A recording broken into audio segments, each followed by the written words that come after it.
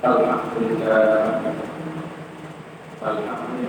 نحمده ونستعينه ونستغفره ونعوذ بالله من شرور أنفسنا ومن سيئات أعمالنا من يهد الله فلا مضل له ومن يضلل فلا هادي له ونشهد أن لا إله إلا الله وحده لا شريك له ونشهد أن سيدنا ومولانا محمدا عبده ورسوله أرسله بالحق بشيرا ونذيرا وداعيا إلى الله بإذنه وسراجا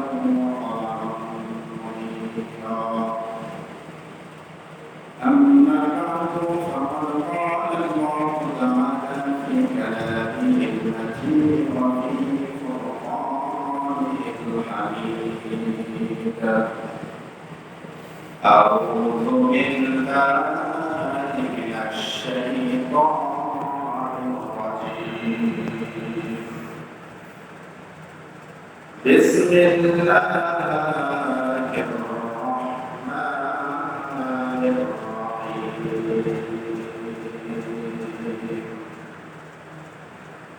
إنا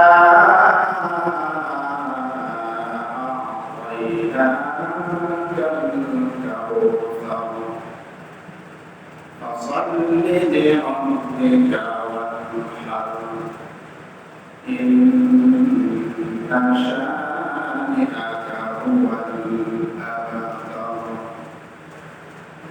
فقال الله تعالى في شان حبيبه ورسوله إن الله وملائكته يصلون على النبي يا أيها الذين آمنوا صلوا عليه وسلموا تسليما اللهم سيدنا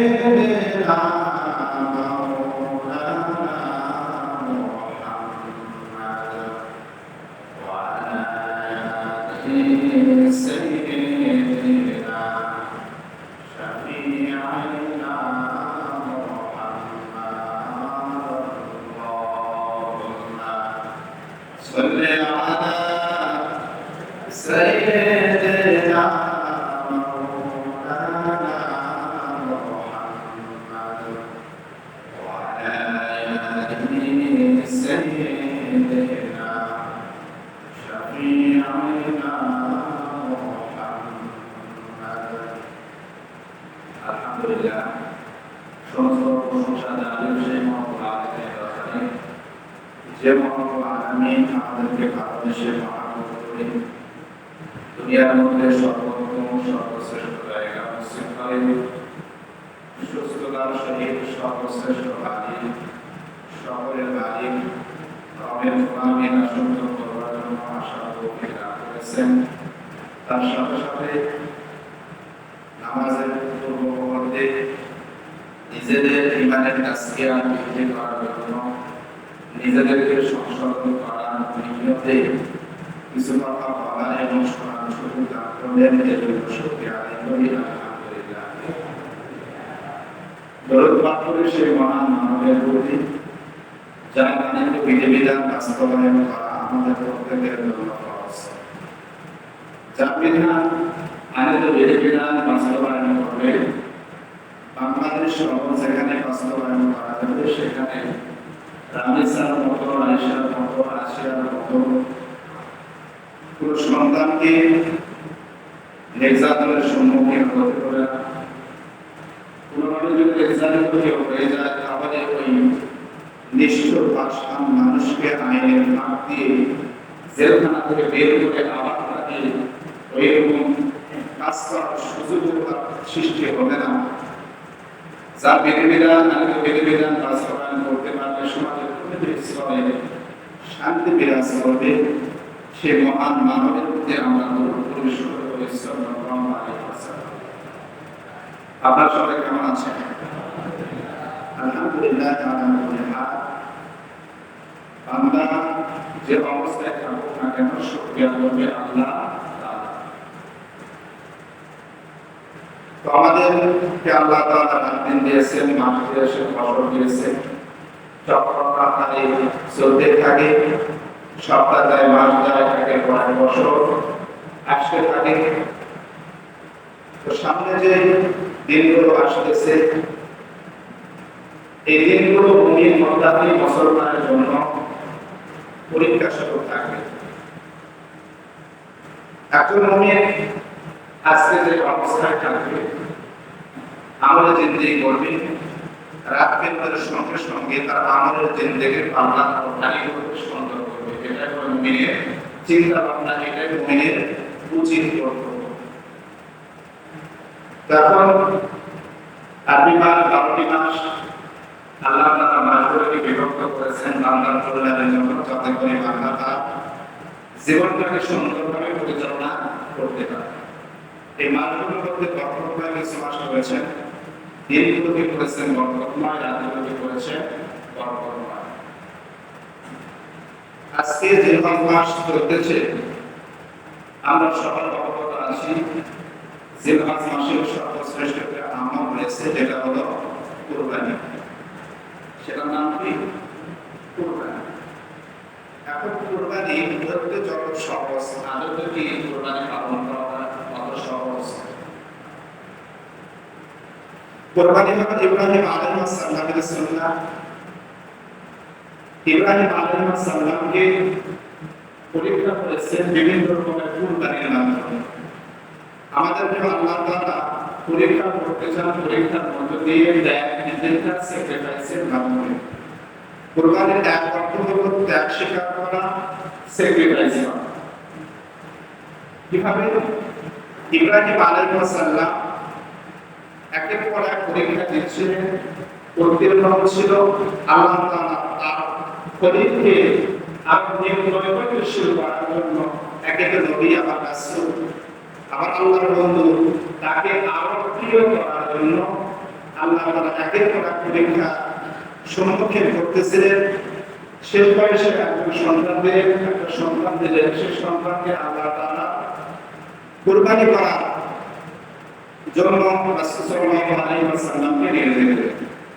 ইব্রাহিম আলাইহিস সালামকে বললেন, কারণ কি এই কুরবানি ইব্রাহিম আলাইহিস সালাম শেষ বয়সে একজন সন্তান পেয়েছে, মহব্বতের মানুষ, সেই মানুষকে আল্লাহর রাস্তায় কুরবানি করতে বলতেছে, যাতে করে এই কুরবানির মধ্য দিয়ে ইব্রাহিম আলাইহিস সালাম আল্লাহ তাআলা আরো প্রিয় হতে পারে, এবং জাতির পিতা হিসাবে জাতির যে সন্তান আসবে, আমরা যে আসবো, পরবর্তী যে মানুষগুলো আসবে, আল্লাহর বান্দাগুলো আসবে, তারাও যেন কুরবানির মধ্য দিয়ে আল্লাহ তাআলার নৈকট্যশীল বান্দা হবে।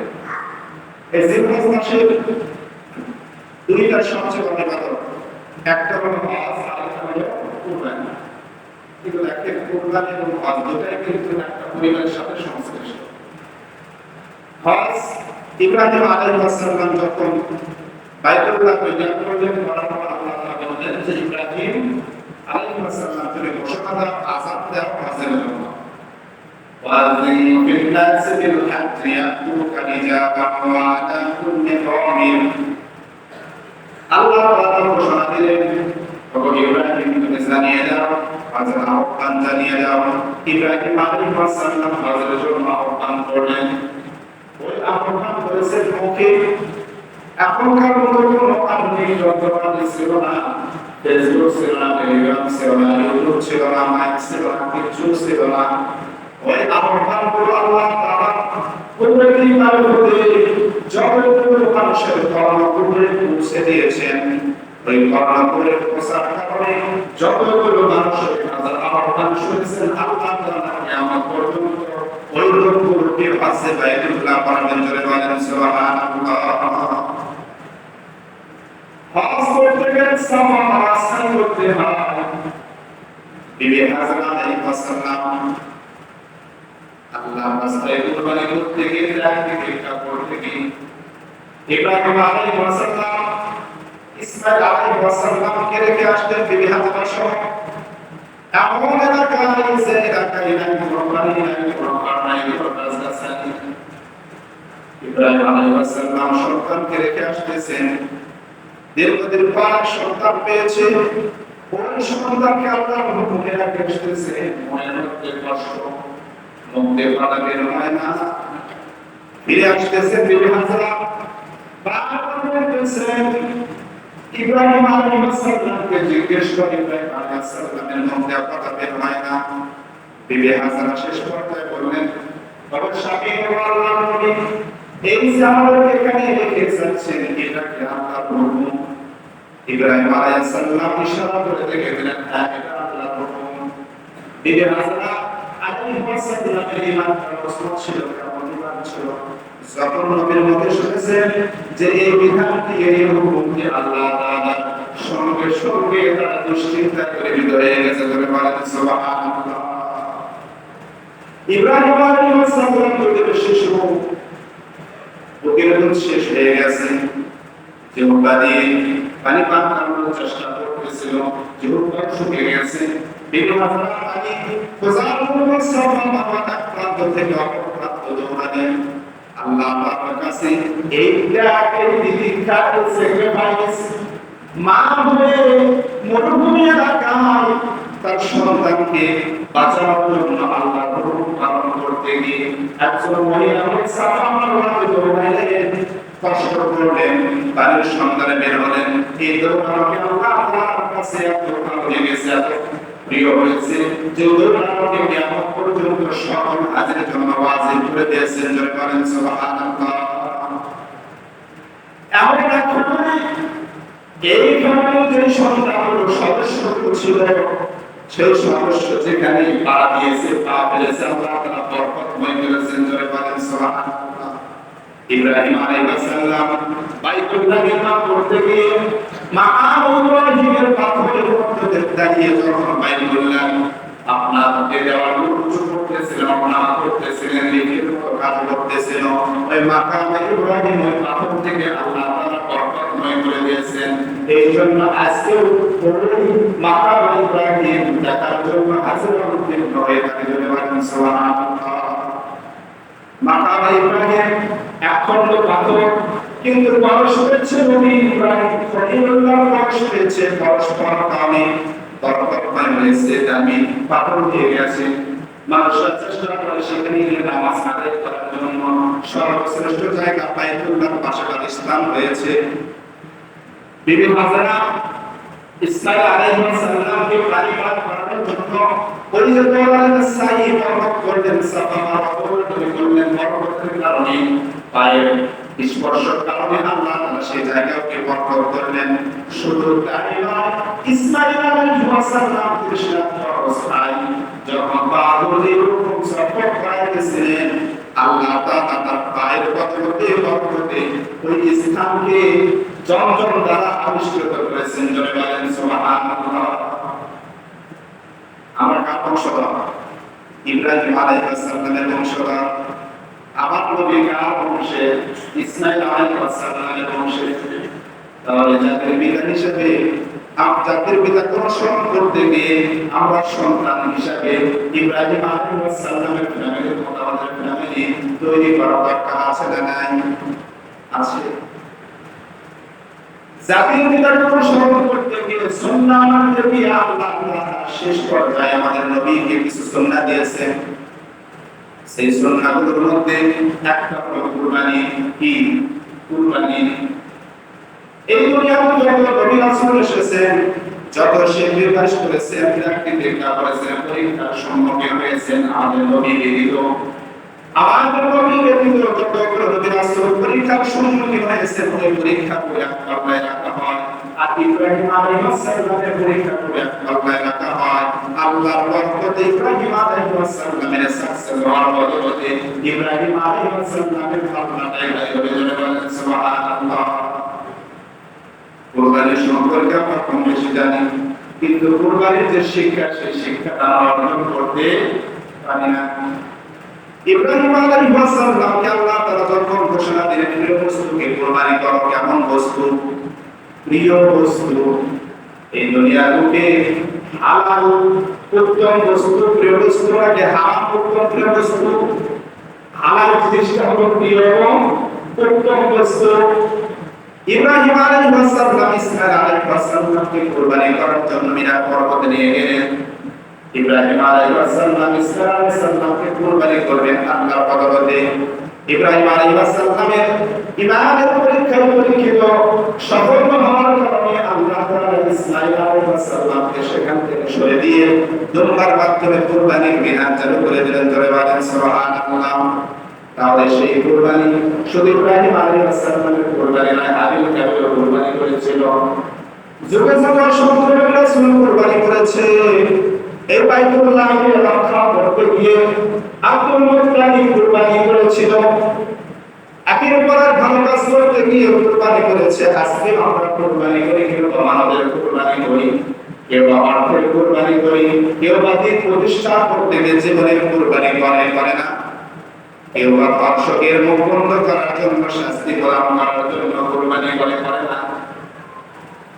বর্তমানে যেমন কয়েকদিন আগে দুঃখজনক একটি বিষয়, রামিসা 7 বছরের একজন সন্তান, তাকে এই কাজে কর্মকাণ্ডে এই নির্যাতনে শামিল হওয়ার পরেও তাকে হত্যা করেছে, খবরকে জানেন না।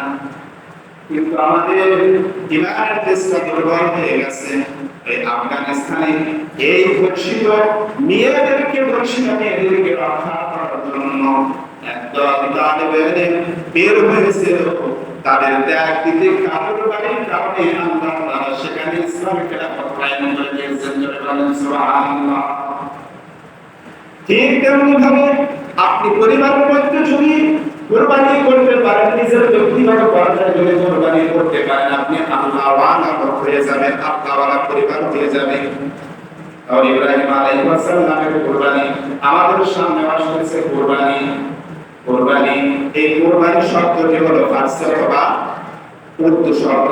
আল্লাহ তাআলা কুরবানির শব্দকে নসব আরবি শব্দে পরিবর্তন করে আল্লাহ তাআলা বলেন, কুল ইন্না সলাতি ওয়া নুসুকি ওয়া মাহইয়ায়া ওয়া মামাতি লিল্লাহি রাব্বিল আলামিন।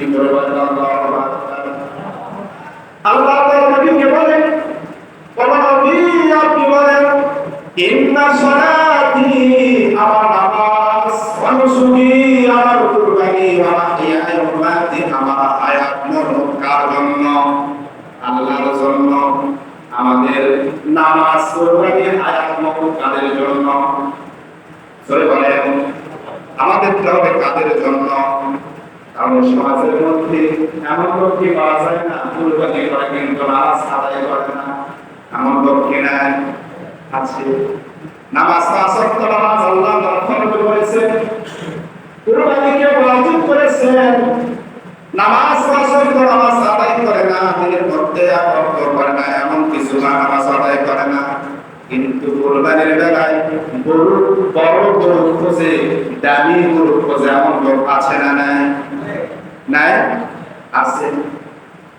আল্লাহ তাআলা কোরআন কারীমের মধ্যে যেখানে কুরবানির কথা বলেছেন, তার আগে নামাজের কথা বলেছেন। আল্লাহ তাআলা জানিয়ে যান, নবীকে বলেন, ইন্না আ'তাইনাকাল কাউসার ফাসাল্লি লিরাব্বিকা ওয়ানহার। জোরে বলেন আল্লাহু আকবার। আল্লাহ তাআলা নবীকে বলেন, ও নবী আমি আপনাকে কাউসার দান করেছি, আপনাকে একটা শ্রেষ্ঠ জিনিস দান করেছি।